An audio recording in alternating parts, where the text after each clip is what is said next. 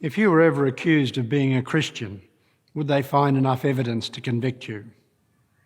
John the Baptist sends his disciples to ask Jesus to provide evidence that he's the real deal.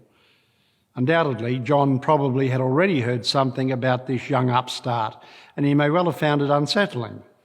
For while John himself was a bit of a feisty character, this new kid on the block seems to be more into healing people than confronting their wrongdoing. The message that Jesus sends back to John reminds him that the prophet Isaiah didn't see the vengeance of God as bad news for everybody. In fact, God was coming not to punish, but rather to save. So the blind would see, the deaf hear, the lame walk, and the dumb sing. Jesus also adds that it's all good news, not bad news, which is to be proclaimed to the poor. So he suggests John should not be scandalised by what he is doing. And then Jesus turns it all around and asks the crowd what did they see in John?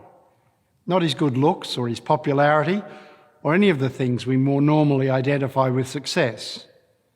On the contrary, what attracted them was that he was a prophet who stood up for what he believed in, the perfect example of someone worth imitating. But sadly, prophets rarely get to see the full effect of what they proclaim. Isaiah never got to see the restoration of his homeland, and John the Baptist was making his inquiries from a prison in which he would lose his life. As for Jesus, his fate would be no different.